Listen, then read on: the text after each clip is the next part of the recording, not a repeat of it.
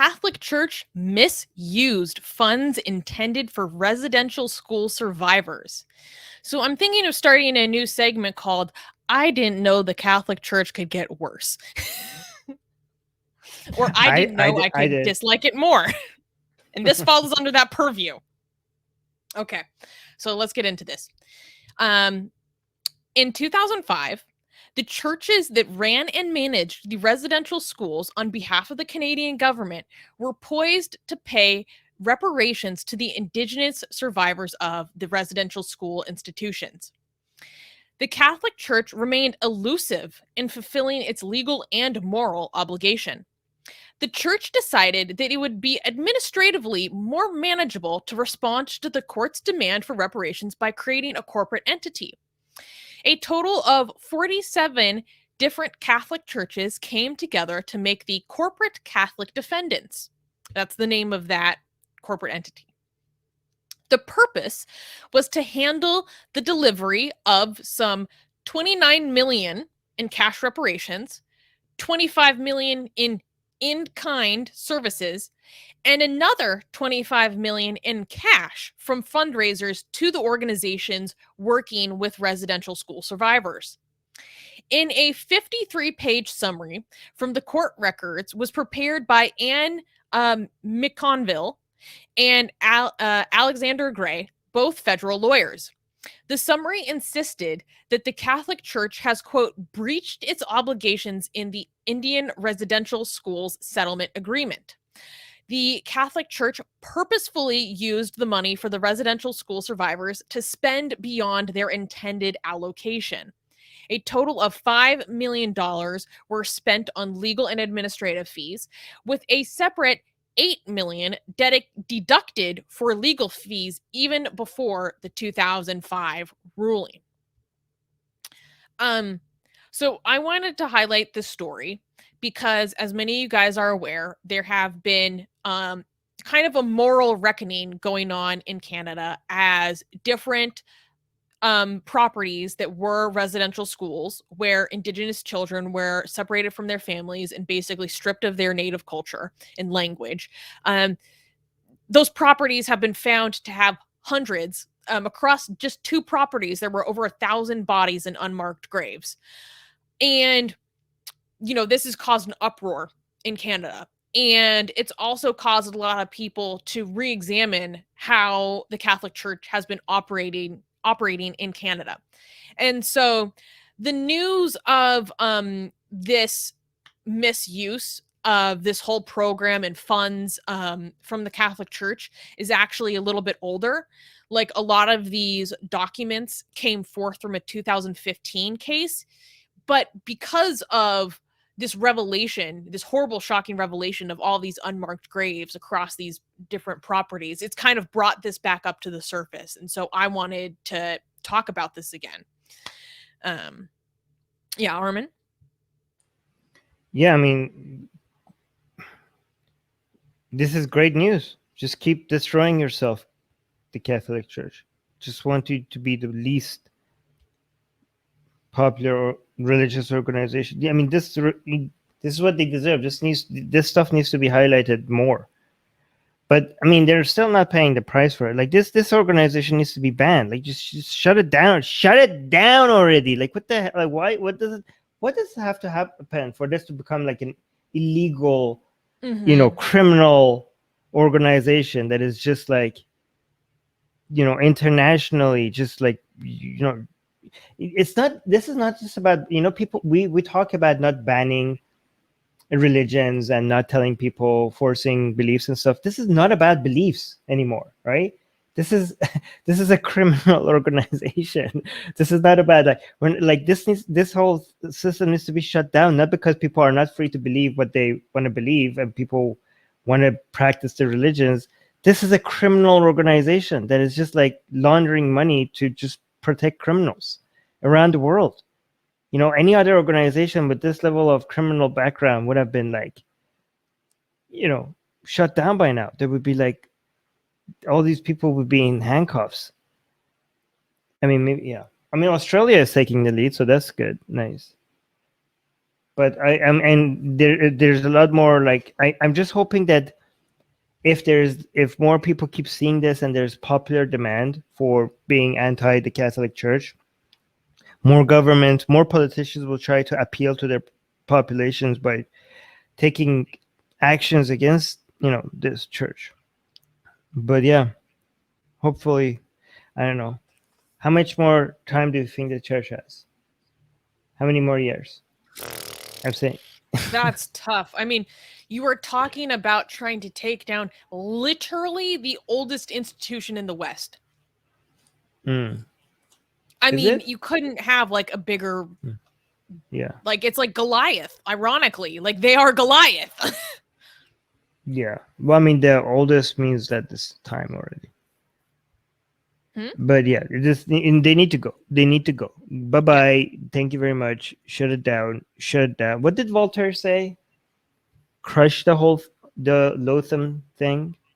He had a phrase. Like yeah, about the Catholic Church. Yeah, crush the Lotham thing. Yeah. Yeah. So I just do it. Yeah, wanted to give a shout out to CBC News because which is a Canadian news source, because it was through the work of these journalists at CBC News that these documents involved with this 2015 case were actually like brought forward and publicized to the degree that they were. I mean, there were just so many shady things, like a lot of unexplainable invoices. Wait, let me find a small segment. So the summary of these legal documents insisted that the Catholic Church has, quote, breached its obligations in the Indian Residential Schools Settlement Agreement. The Catholic Church purposefully used the money for the residential school survivors to spend beyond their intended allocation. A total of $5 million were spent on legal. I already said that. Okay, what have I not said? Another $1.6 million was spent on unexplainable invoices. The Catholic Church also paid to properly account for the $25 million of in-kind services using only the minutes of meetings, unable to find a basis for the actual value of the services. So they kind of just get to say that they provided $25 million of these services. The $25 million fundraising campaign was also questionably run with donations that come with unsurprising caveats. Quote, someone will pay $50,000 and say, well, 40,000 of this has to be distributed back to this project, according to the accountant who testified against the Catholic Church.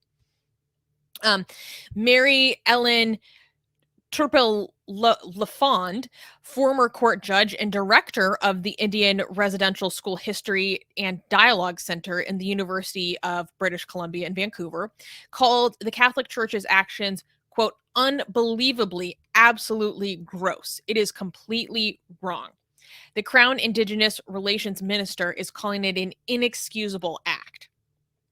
So, I do really appreciate and shouts out to a lot of people in the Canadian government who are taking this as seriously as they're taking it. I am loving how strong of language they're using towards such a historic and powerful organization that used to be granted such impunity to commit cultural genocide and allowed to and encouraged to by the Canadian government.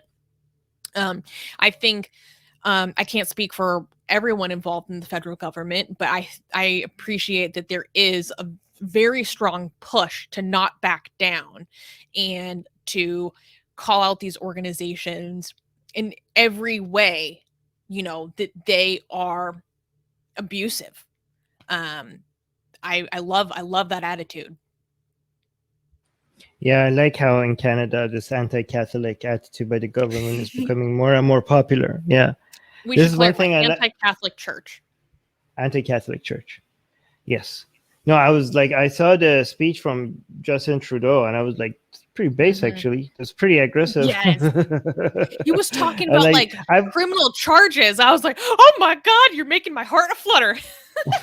No, I like seeing a word like world leader from like one of the major countries in the world, like it's kind of like we got Macron speaking about not letting the the country get Islamized, and then we got Trudeau talking about the Catholic Church. I was like, okay, keep like, I want more of this. Can you have more of this? Thank you very much. Yeah. They both have their flaws. Let's be clear. Like, we come after Yes, of Trudeau course. hard for a lot of stuff, but No, but I like yeah, this. but that was I like this a lot. yeah, but that was pretty base. That was pretty amazing. It was, yes. Yeah. And yeah. By the way, I see some people in the live chat defending Trump, which was like a What? pro, Where's that you know, coming from? I don't know. I don't know what does that got to do with anything. I don't know why they're discussing that. But I just wanted to use the opportunity to mention what big of a disaster that guy was when it comes to promoting religion. So I'm hoping that is being reversed in the United States. But now in Canada, this is good. We're moving in the right direction. So good. All right. So I'm going to bring up the next news.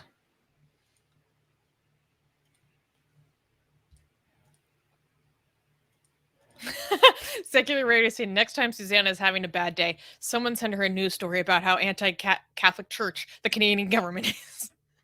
Yeah. True. Yes. No, I'm hoping to get rewarded with this. I'm hoping like people will like, even if you don't like the politicians, when they do something you like you encourage it. reward them, but like, they need to see that there's a political capital in being anti, Catholic or religious privilege. Again, we're consistent here. Okay, we're against religious discrimination, but we're also against religious privilege, especially when they get away with crimes.